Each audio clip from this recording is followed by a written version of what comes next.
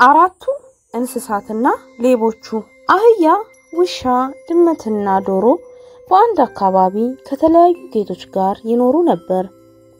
ሁሉም ቤት ውስጥ የሚፈልጉትን ባለማግኘታቸው ኑሮ እጅግ መሯቸው ነበር ተያይዘው ለመጥፋትም ተስማምተው የተሻለ ኑሮ ለመምራት ከቀያቸው ርቀው መጓዝ ይጀምራሉ ሲጓዙ ውለው አመሻሽ ላይ አንድ ቤት ጋር ይደርሳሉ በጣምም ተረበውና ደክመው ነበር ከዛም በቤት ውስጥ ያለውን ጫጫታ መስማት ቢችሉም ውስጥ ያለውን ነገር ግን ማየት አልቻሉም ከዛም አህያው ለውሻው ላይ ውጣና ያለውን ነገር በመስኮት ቀዳዳ ጮልቀህ ይለዋል ይሁን እንጂ ማየት አሁንም ስላልቻለ ድመቷ ውሻው ላይ ዶሮ ደግሞ ድመቷ ላይ ወጥተው እንዲህ በማለት ዶሮ ያየውን ነገር ይነግራቸው ጀመር ዘራፊዎች ናቸው ወንበር ላይ ተቀምጠው ጠረጴዛው የሞላውን ስጋ ፍራፍሬ ጥራጥሬና የተለያዩ ምግቦችና መጠጦች እየጠጡና እየተመገቡ ናቸው ካጠገባቸው ደግሞ የተለያዩ የዘረፏቸው የከበሩ ጌጣጌጦችና ሌሎች ዕቃዎች በብዛት ተከምረዋል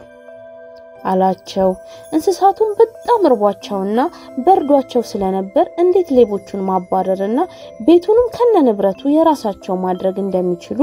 ክብ ሰርተው መመካከር ጀመሩ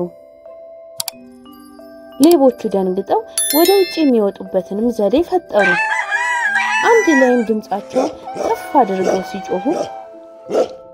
ሌቦቹ ያዩትን ትተው ምን መጣብን ብለው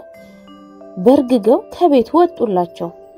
እንስሶቹም ወደ ቤት ገብተው መብራቱንና ድምጻቸውን አጥፍተው መብላትና መጠጣት ጀመሩ ከሌቦቹ አንዱ ዝም ብላችሁን ያስበረገጋችሁ ሄጂ ያለውን ነገር አጣርቼ መብራት ሳበራ ትመጣላችሁ አላቸው ከዛም እየፈራ መብራቱን ለማብራት ወደ ቤት ውስጥ ገብቶ ጠጋ ሲል አውራ ዶሮ በክንፉ የሌባውን ፊት አጮለው ሌባው ብርግግ ብሎ ሲሮጥ ድመቷ አይኗን ሲያበራበት ይባሱኑ ደንግጦ ወደ በር መሮጥ ጀመረ በሩ ላይ ደግሞ አህያው በርግጫ ረግጦ ገፈተረው እንደምንም ብሎ ወደ ውጪ ሊወጣ ሲንደፋደፍ ውሻው እግሩን ይነክሰዋል ሌባው እጅግ በድንጋጤ እግር ያውጭኝ ብሎ እየፈረጠጠ ወደ ሌቦቹ መሮጥ ጀመረ ሌቦቹ ጓደኞቹ ምን መጣብን ብለው ሲያዩት ደንግጠው ጥለውት